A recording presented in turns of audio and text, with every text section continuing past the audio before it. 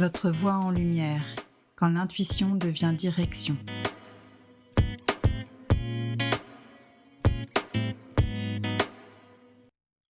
Bienvenue dans ce nouvel épisode de votre voix en lumière quand l'intuition devient direction. Comme vous avez pu remarquer, c'est Gabrielle de l'épisode 13 et je prends en main, en otage peut-être le podcast de Delphine cette fois-ci. Alors, l'intervieweur devient interviewé ici. C'est moi qui vais poser des questions à Delphine. Salut Delphine, comment ça va ? Salut Gabi, ça va et toi ? Ça va super. Moi, j'ai super hâte de te poser toutes ces questions que peut-être, chers auditeurs, auditrices, vous posez aussi. Comment ça se passe en fait un coaching au final et toutes les questions qu'on a envie de demander à un coach en fait. Et moi, je les ai posées. On va faire ça pendant cet épisode. Je pense que c'est plutôt cool. J'espère que tu es prête. Je suis prête et je ne sais pas à quoi m'attendre. Bon, t'inquiète pas, ça va très bien se passer. C'est des questions simples et on va commencer plutôt dans le global. Et si tu peux quand même un peu nous expliquer pourquoi moi, je viendrais voir Delphine en fait en coaching. C'est pourquoi je viens voir toi. Alors, je sais pas pourquoi on viendrait me voir moi en particulier, mais ce que j'ai constaté, c'est que les gens, en général, cherchent une approche qui est un petit peu différente d'un coaching plus classique, parce que je vais utiliser beaucoup mon intuition et un côté hyper humain. On m'a dit encore hier, vous êtes hyper positive, donc on vient chercher ça chez moi aussi. Je pense que naturellement, j'inspire confiance, mais ce qui est particulier aussi dans mon énergie, c'est qu'en général, il faut être à mon contact dans un premier temps pour voir un peu ma personnalité, comment je suis, comment j'interagis avec les personnes. C'est pour ça que je propose un appel découverte. Et c'est vrai que souvent, je fais un appel découverte. Au final, au bout de 5 minutes, je sais qu'en fait, je vais travailler avec ce client ou cette cliente, quoi. Ah oui, tu sais déjà assez en avance en fait. Très vite, je vois qu'il y a le feeling qui passe et que je vois aussi que je peux aider ces personnes. Et ce qui est souvent intéressant aussi, c'est la personne, elle a une demande, et puis qui est la demande officielle, mais il y a toujours une demande latente, et c'est d'aller creuser un peu cette demande latente. Et très vite, je comprends ce que la personne a laissé de m'expliquer, et du coup, ça crée une relation de confiance, et qui fait que la personne, elle se sent comprise et écoutée, et qu'elle a envie d'aller plus loin, quoi. En plus, je vois vraiment, c'est vrai que pour ceux qui voient pas Delphine, mais quand on rencontre, il y a une chaleur vraiment instantanée qui se fait.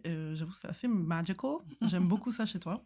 Et j'en viens justement à ma question suivante qui est est-ce que justement on peut te voir en coaching pour un objectif personnel?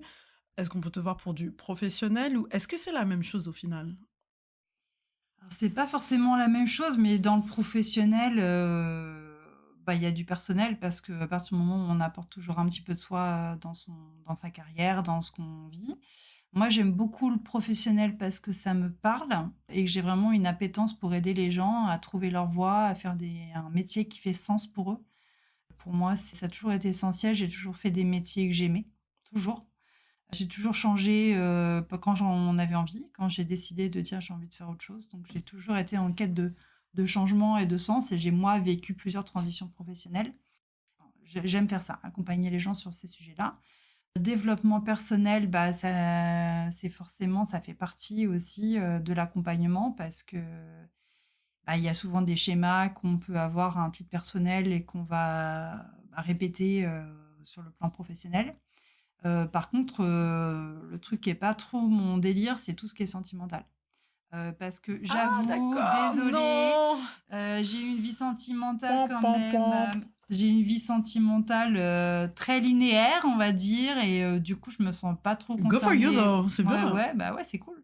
Et du coup, je me sens pas très légitime à accompagner les gens. Et en plus, le sentimental, c'est toujours très compliqué, parce que on a beau avoir un client qui a ses problématiques, mais en fait, moi, je peux le faire travailler sur lui, ses problèmes, et je peux pas faire travailler l'autre personne qui n'est pas présent. Je suis pas Je comprends. thérapeute de couple, quoi. Enfin, Oui, au final, si ça dépend d'une tierce personne, c'est un peu difficile, oui, de coacher voilà, c'est quelqu'un ça. Voilà, dont le résultat ne dépend pas de lui-même. exactement. Et c'est après le but aussi dans les coachings, c'est de faire travailler la personne sur elle. Quelles sont ses croyances, quels sont ses freins, quels sont ses leviers, qu'est-ce qu'elle peut, elle, mettre en place pour pouvoir sortir de la situation dans laquelle elle est et pouvoir aller vers l'objectif qu'elle se fixe. Mais le sentimental, voilà, c'est un peu mon sujet. Ok. Voilà. Et du coup, pour le pro, qu'est-ce que t'aimes justement dans la recherche du pro C'est quoi le truc qui fait que pour le professionnel, t'as un petit feu qui se met en toi? Je pense qu'en fait, c'est, de voir, chez les personnes l'espèce d'étincelle qui se fait dans leurs yeux quand ils parlent de leur projet professionnel de cœur. Mmh. Ah oui, parce Heu, qu'il y a 2 cœurs et 2 têtes, ouais, ouais, tu parce peux un que peu nous raconter un peu ouais, ça? ouais. C'est aussi OK d'être dans la tête, hein. Après, ça va dépendre quel est le besoin de la personne à un moment de sa vie. En général, quand on vient me voir, c'est qu'on est en reconversion, qu'on a envie de changer. En général, on sait ce qu'on veut plus, on ne sait pas ce qu'on veut. Et c'est justement, moi, j'adore accompagner les personnes à trouver, bah, ce qu'elles veulent vraiment et qui est déjà là, en fait.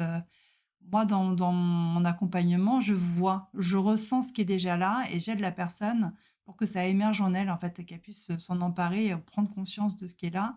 Mais c'est un peu ça, ma magic touch, au final, c'est de pouvoir ressentir le potentiel chez les personnes et que ça puisse, que la personne, elle puisse se voir comme elle est vraiment et puis, d'aller explorer ses talents, quoi, qui sont déjà là.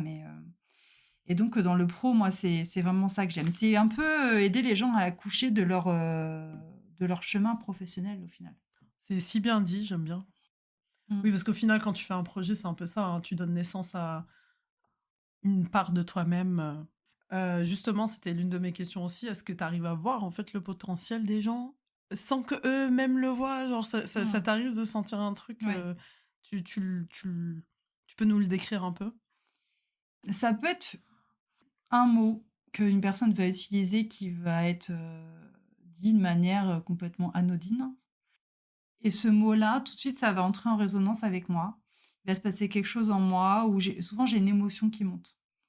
J'ai une Ah, émo carrément! Ouais, j'ai une Pour la émotion qui personne? monte, bah, qui vient, voilà, chez moi et que ça je sens qu'en moi, il se passe quelque chose, il y a une ouverture qui se passe, il y a une émotion qui vient et je me dis: «Ah, c'est ça, là, on est en train de tenir quelque chose».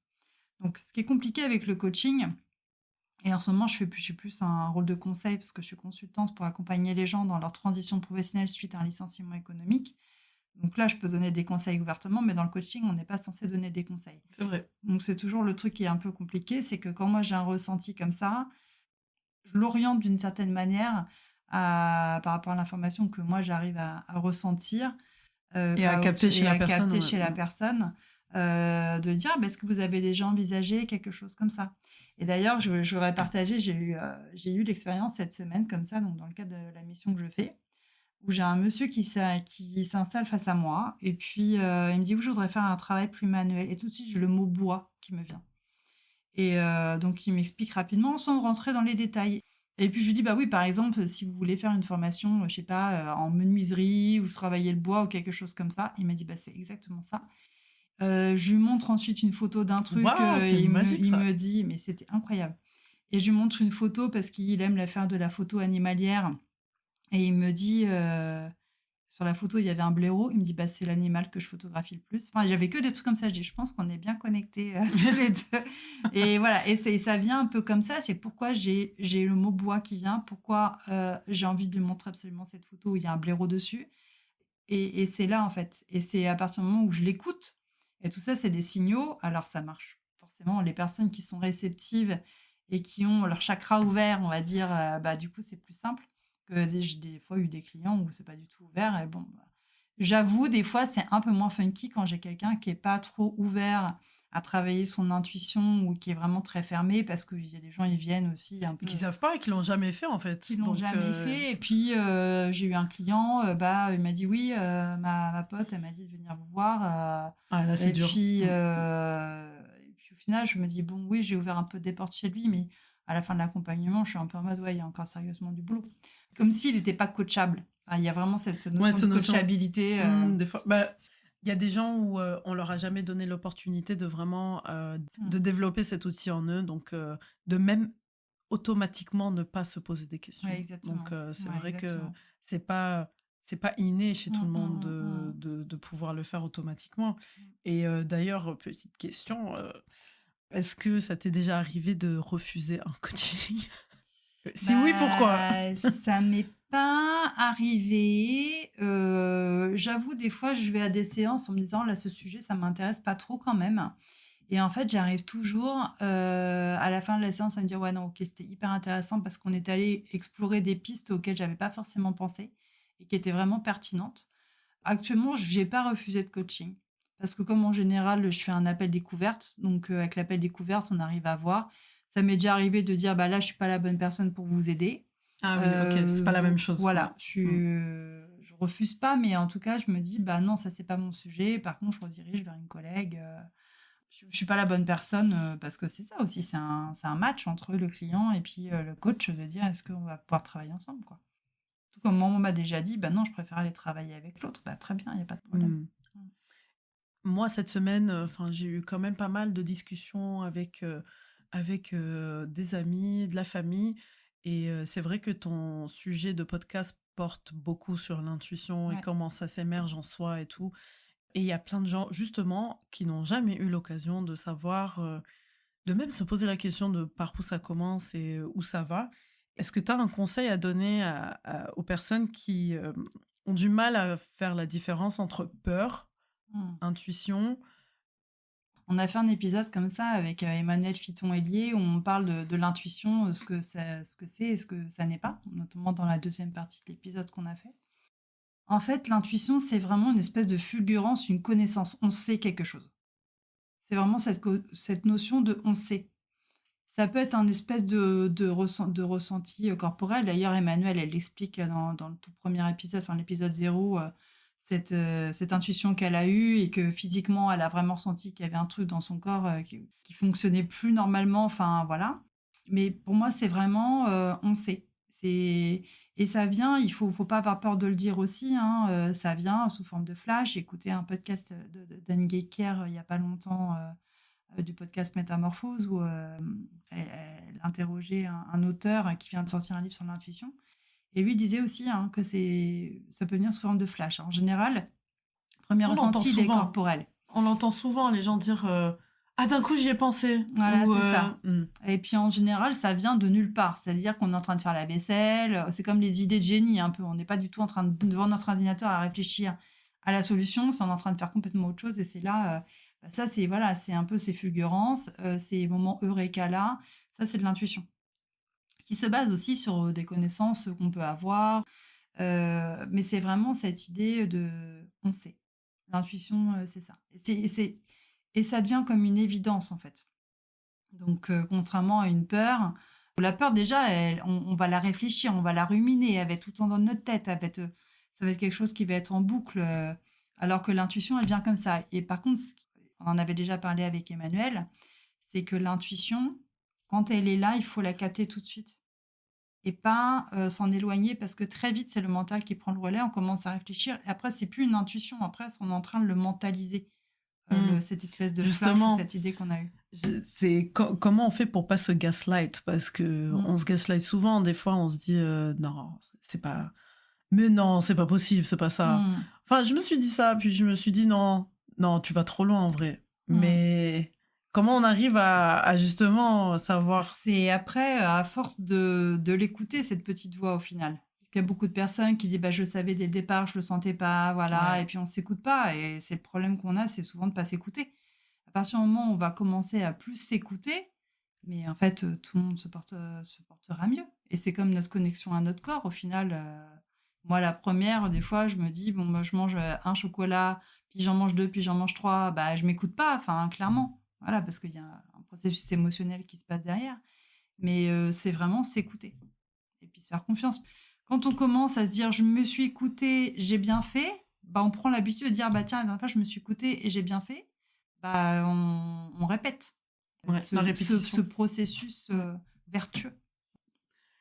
Justement, est-ce que ton intuition, il rentre en compte si jamais tu sais ou est-ce que tu sens que ça y est, le coaching commence à faire son effet sur une personne? Est-ce que ça aussi, tu le sens? Ouais. Tu as cette intuition aussi? Est-ce que tu peux décrire un peu ce processus ou... Alors, c'est très particulier parce que c'est vraiment des signaux faibles que la personne avait envoyés. Ouais, à quoi tu le vois du coup? Bah justement, ça va être une personne qui va se tenir un peu différemment, il y a quelque chose qui va s'allumer dans son regard, il y a quelque chose qui se détend dans sa posture, où on sent qu'il y a quelque chose. Pour moi, c'est un peu comme dire ah, je sens que ce que j'ai dit, ça a atterri chez la personne. C'est que là, c'est arrivé chez elle. Il y a une ouverture qui se fait. Il y a des personnes chez qui c'est beaucoup plus progressif parce que voilà, c'est très fermé et que voilà, ça prend du temps. Mais c'est vraiment voilà, ce qu'on appelle les weak signals, hein, les signaux faibles, non verbal. C'est beaucoup comme ça que je le ressens. Et moi, j'aime bien, je peux être un peu bousculante aussi dans mes coachings, hein, d'inviter vraiment les personnes aussi à réfléchir et leur dire, mais en fait, ce que je vous dis, je vous répète juste ce que vous dites et je le mets avec les mots que moi j'ai compris. Agir en miroir, hein, vraiment, c'est vraiment cette posture de miroir et les personnes, juste ça, ça les éclaire énormément. Enfin, je veux vraiment préciser parce que c'est vrai qu'aujourd'hui, on est nombreux à être coach, mais l'importance que ça a d'avoir quelqu'un face à soi qui agit en tant que miroir. J'entends que 100%. beaucoup de personnes qui disent: «Je fais beaucoup de travail sur moi tout seul et tout». Alors c'est bien, mais ça ne suffit pas. Ça ne suffit pas. Si on veut vraiment un changement en profondeur, il faut avoir quelqu'un, que ce soit un coaching parce que vous avez un objectif précis, s'il y a des sujets de santé mentale, d'aller voir un psychologue, un psychiatre, pour être aidé vraiment à faire sens de son expérience, de ce qu'on vit. C'est vraiment d'une richesse. Et je sais que beaucoup les gens disent: «Oui, mais non, j'ai pas besoin de ça». Bah, essayez, puis vous verrez quoi, en fait. J'ai envie de dire, J'aime beaucoup essayez. ça, yeah. Try to see for yourself, Bah, au exactement, ouais. final. Ouais. Et un peu, est-ce que tu sais des fois en avance où les gens, ou dans quel domaine les gens vont avoir du mal dans leur coaching? Alors, ce qui est particulier avec le coaching, c'est que c'est pas linéaire. Moi, ce que j'ai souvent constaté sur mes accompagnements, c'est que la personne, elle monte, à un moment, elle arrive à un plateau, un Ouais. peu, et elle fait un peu marche arrière. Et là, on dit, bon, ok, on est arrivé à mi-parcours, c'est normal, ça fait partie du processus. Et dépasser ça. Et puis de le dire. De dire, bon, bah là, j'ai l'impression que vous êtes en train de faire machine arrière et qu'on repart de zéro. Et le formuler pour que la personne elle puisse vraiment avancer. Mais voilà, après, chaque cas est différent. Chaque cas va avancer à son rythme, step by step. Parce que c'était quoi ta question initiale? C'était si tu savais en avance Ah, si d'accord. tu sais en avance, là va y avoir Les obstacles là va potentiels. ou du moins dire là ça va y avoir de la résistance parce que elle parle de telle et telle manière à ce sujet, ou là je sens que c'est pas vraiment ça, ou là elle va avoir du mal, ou je dis elle en tant que personne, donc Oui, oui, voilà, oui, ouais. oui. Est-ce que je le sais à l'avance? Pas forcément parce que T'as des petites surprises. oui, et puis c'est surtout que je prends vraiment la personne, je la rencontre, I meet her where she is. Enfin, je prépare pas beaucoup mes séances de coaching, je relis mes notes d'une fois sur l'autre, mais j'y vais pas en me disant: «Ah bah, je vais poser telle question ou quoi». Quand je prends mes notes à la fin de la séance, je me dis: «Ouh, attention, warning, il y a ce point-là, un point de vigilance et peut-être quelque chose qui est à creuser». Mais je rencontre la personne vraiment là où elle est et ce dont elle a envie de parler, toujours pour servir l'objectif du coaching, bien évidemment. Donc du coup, je je laisse la chance aussi aux gens de me surprendre, quoi. Au final, de me dire, «Ah bah, là, je pensais que ça allait être compliqué, mais au final, elle a bien travaillé». Les séances de coaching, moi, j'ai des espaces de 3 à 4 semaines, donc ça leur laisse le temps aussi de faire leur travail. Après, il y en a où, voilà, j'ai eu un client où, un certain nombre de fois, il est arrivé en retard, il a oublié les séances, il m'a fait le coup 3 fois quand même. Donc, je dis: «Oui, ben là, c'est bien un acte Normal. de résistance, bien marqué», voilà, que je lui ai dit. Il me dit: «Ah non, je vais pas». Je dis: «Mais bon, il y a de la résistance». Bon, c'était le fameux client hein, qui était venu parce que c'était une amie qui lui avait dit de me venir me voir. Mais sinon, c'est pas forcément quelque chose que j'anticipe parce que je prends vraiment la personne là où elle est. Et après, bon, oui, on voit qu'il y a des schémas où la personne elle est en boucle sur les mêmes sujets ou quoi. On l'a fait Ouais. travailler dessus, quoi. D'accord. Et justement, est-ce que tu sens quand la personne, est-ce que tu sens ou sais quand une personne ment en coaching? Alors, tu veux dire se mentir à elle-même ou me mentir à moi? I like that twist of question.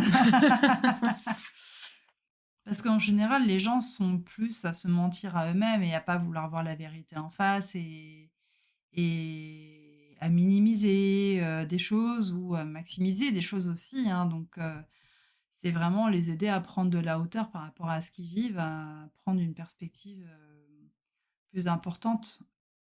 C'est vrai que des fois, je regarde les gens, je sens que la façon dont je les regarde, que je suis suspicieuse. Et en fait, c'est comme si je me sens pas suspicieuse, mais c'est comme si j'ai besoin de voir est-ce que c'est vrai, est-ce que c'est authentique, est-ce que la personne elle me dit, est-ce qu'elle le sent vraiment comme ça. Alors en général, la partie émotionnelle est un très bon indicateur parce que bah, quand il y a des émotions qui sont présentes, puis moi je les ressens les émotions de mes clients, donc je sais dire du coup si c'est vrai ou pas. Mais Oui, peut-être que l'idée ne vient pas d'eux, mais de ce qu'on attend de eux, et du coup, ils le disent par automatisme. Hmm. Mais au final, c'est pas ça que le cœur dit, en Ouais, gros. ouais. Oui, alors ça, oui, bah ça, les croyances qui font que nombre de personnes qui me disent il faut, il faut, il faut, il faut. Je dis mais il faut, vous voulez quoi vous? Parce que le il faut, les injonctions, c'est bien, mais c'est la société ou c'est le monde extérieur. Moi, je suis là avec votre monde intérieur. C'est ça qui est important. Après, s'il y a des contraintes extérieures qui vont avoir un impact, comme là, les personnes que j'accompagne qui ont besoin de sécurité en se retrouvant licenciées économiques, bah, si la priorité c'est de se sentir en sécurité, bah, il n'y a pas de problème. On va aller sur la sécurité parce que là, tout de suite maintenant, vous avez besoin de ça. Après, votre projet de cœur, eh ben, vous le ferez peut-être après. Mais en tout cas, ce qui est important, c'est quel est votre besoin tout de suite maintenant. Oui, la Mm. notion de sécurité, au Mm. final, prend beaucoup le dessus. Mm. Est-ce que justement, la notion de sécurité peut effacer l'intuition? Bah, ça va pas l'effacer, mais c'est-à-dire qu'il y a un moment, bah, on va faire un choix qui va être plus un choix de tête plutôt qu'un choix de cœur. Parce que on se dit, bon, bah là, en fait, il faut que j'ai du boulot, parce que j'ai des factures à payer, parce que j'ai mon crédit, parce que ci, parce que ça. Et du coup, on va faire ce choix-là, et qui va pas être le choix de cœur. Voilà, ça va pas être en lien forcément avec l'intuition. L'intuition et le mental font pas bon ménage parce que bah, ils fonctionnent pas pareil. Parce qu'il y en a un qui est une connaissance, une fulgurance immédiate, et puis l'autre qui est un processus de réflexion. Alors, on en a un qui est dans l'immédiateté et l'autre qui est dans la durée. Donc forcément, ça marche pas pareil. Et vraiment, là où je vais, au niveau de la sécurité, c'est toujours trouver le juste équilibre, en fait. Pour moi, je suis complètement OK d'entendre que les gens, ils ont besoin de sécurité, même s'ils ne suivent pas leur projet de cœur. Mais s'ils suivent la sécurité pour aller vers quelque chose qui va les éteindre, là, c'est là où, non, je vais dire, bah là, non, de ce que vous me dites, ça, c'est la sécurité. Est-ce qu'il n'y a pas moyen de faire quelque chose un peu entre les deux qui vous apporte la sécurité, mais un métier dans lequel vous allez vous épanouir ou qui Se correspond sentir aussi. challengé. Ouais, voilà, et Mm. puis pouvoir se développer, mais qui n'est pas une partie de sacrifice au final, parce que la sécurité, c'est bien, mais si c'est la sécurité pour dire juste j'ai des sous à la fin du mois, mais en fait je suis en détresse, enfin, ma santé mentale en pâtit, bah non. Voilà, enfin, faut en trouver juste milieu. Donc c'est là où c'est important de se connecter à ce que le cœur veut aussi, de façon à trouver un juste équilibre. Ça me fait penser à une phrase que Cardi B a dit, que quand tu es inconfortable, c'est là où tu évolues le plus. Mm, mm, Qu'est-ce que tu en penses de cette phrase-là? Ça me fait penser un mm. peu à ça, Ouais, cette notion de sécurité, ouais. et inconfort, Mm. et cette idée de self-challenge. Ouais. Bah, vraiment la zone de confort, bah, elle est comme on le dit confortable. Quand on est depuis longtemps, dans quelque chose, qu'on connaît, un sujet qu'on maîtrise et quand on en sort, on va quoi? On va dans la zone d'apprentissage et la zone d'apprentissage, bah, en fait, on repart tout de zéro. Donc en effet, c'est inconfortable. Mais en fait et à un moment, la zone d'apprentissage va devenir la nouvelle zone de confort et ainsi de suite. C'est comme ça qu'on avance dans la vie. Mm. Mais moi, j'adore le changement, j'adore évoluer. Voilà, j'ai choisi d'être coach et pour aider les gens à évoluer aussi. Donc moi, rester dans ma zone de confort toute ma vie, pour moi, c'est impensable. Donc c'est au final peut-être un peu personnel à chacun, tu veux dire? Il y a des personnes qui, bah, comme au niveau pro, qui peuvent rester 20, 35 ans dans leur métier, voilà, et puis ça leur convient très bien. Et puis il y a d'autres personnes qui sont plus friands de changement, d'apprendre, donc qui vont être plus disposés à vers cette zone d'apprentissage et qui, du coup, pour qui ça va être moins confortable parce que, du coup, ils ont plus d'appétence pour aller vers des nouveautés, vers des nouveaux sujets, d'aller apprendre. Voilà, donc il y a une question, je pense, de personnalité, mais je pense que tout le monde devrait pouvoir, à un moment donné, dans la zone d'apprentissage. C'est comme ça qu'on grandit, quoi. Yeah. Et justement, à quel moment, toi, tu te dis que ça y est, tu as réussi ton coaching? C'est vraiment ça se passe beaucoup sur le plan émotionnel. Je sens que la personne, elle a avancé sur le plan émotionnel. Je sens qu'il y a eu un déclic. Je sens que la personne, elle s'est mise en mouvement vers ses objectifs, qu'elle a atteint ses objectifs. Et puis à la fin, quand je suis trop fière. Je suis trop fière de mon client. Mais franchement, je suis trop fière de vous. Vous avez fait un super boulot, quoi. Vraiment. Et à la fin, Ce quand sentiment. je suis là, et je suis là, je dis, mais non, mais je veux que des clients comme vous. C'était trop bien. J'ai une cliente comme ça cette année. Et je me dis, bah, Je franchement, vois que si je t'es peux avoir que des... émotionnel Ouais, carrément. voilà. Ouais, ouais. Et j'ai une cliente cette année. Je dis, bah, si je pouvais avoir des clients comme vous, ça serait génial. Voilà.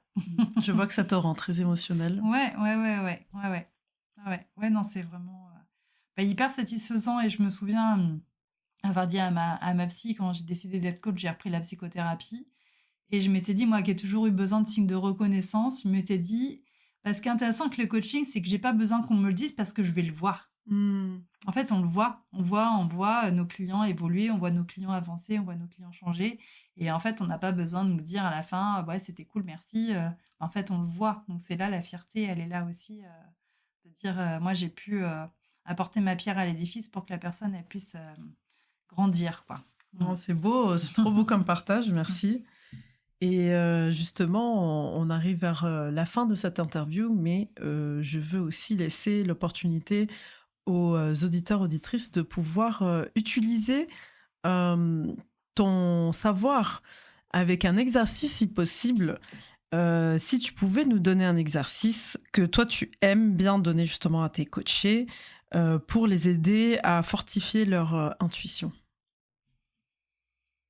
Bah, l'exercice que je donne beaucoup en ce moment, c'est un exercice qui est assez corporel et qui est quand il se retrouve face à une situation. Alors moi, je le fais beaucoup avec les offres d'emploi parce que moi, c'est vraiment quelque chose que j'ai beaucoup expérimenté.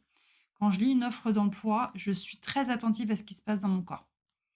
Est-ce que dans mon corps, je sens que je me crispe et que je me ferme ou je sens qu'il y a une ouverture?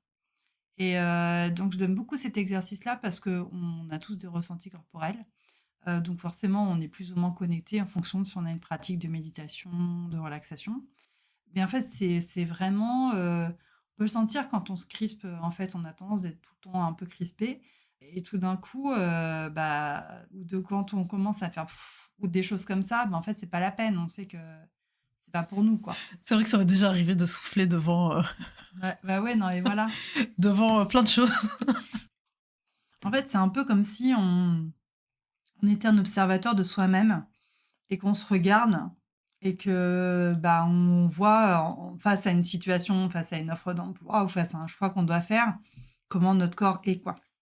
Est-ce qu'on est en mode ouh ouais cool, je me détends, je me réjouis, il y a quelque chose au niveau de mon cœur qui s'ouvre, ou est-ce que justement j'ai plutôt j'ai un mouvement de recul, rien que ça typiquement. Ouais. Donc, mais c'est vraiment pouvoir avoir cette observation un peu méta en dehors de soi pour dire bah là mon comportement il est comme. Donc pour quelqu'un qui est vraiment beaucoup dans sa tête, on va dire entre guillemets, en lisant quelque chose, parce qu'il y a des gens qui ont du mal à juste pause and just like think, mais ou sentir ce qu'ils sentent dans leur corps, Ouais. C'est juste ça. C'est simplement de faire une pause. Ouais. Oui, et puis d'observer le comportement immédiat. Si quand, par exemple, un truc, justement, je donnais l'exemple là, un truc tout bête, qu'est-ce qu'on fait quand on a quelque chose qui nous intéresse? On approche notre visage. Ah, c'est vrai. On regarde de plus près. Si on a quelque chose qui nous intéresse pas ou qui nous dégoûte, on recule. Rien que ça, même si on n'est pas connecté à ces ressentis corporels, ça, on est bien capable de voir si on avance ou si on recule. Donc, rien que ça, c'est déjà un bon indicateur. Voilà. Donc, c'est vraiment d'être attentif. C'est comme si on avait une version de nous qui nous regardait et de dire: «Oh, c'est intéressant, qu'est-ce que j'ai eu comme comportement? Je me suis avancée là ou je me suis reculée?» Et ça peut être pareil avec quand on rencontre des gens, hein. Quand on rencontre des gens, il y a des gens, on a envers qui on a envie d'aller naturellement, puis d'autres, on est là: «Ah non, mais pourvu qu'ils viennent surtout pas me parler, quoi». Donc, voilà, bah, c'est pareil, c'est notre intuition. On sent qu'il y a un truc comme ça qui est OK ou qui est pas OK, quoi. Bah, écoute, merci de nous avoir permis de rentrer dans ton petit Univers. univers de coach en tout cas, et merci de m'avoir donné les rênes aujourd'hui. Merci à toi, Gabi. Je savais que tu avais depuis très longtemps envie de m'interviewer. Donc, c'est chose faite. J'espère Super. que cet épisode vous aura plu. À bientôt. Merci.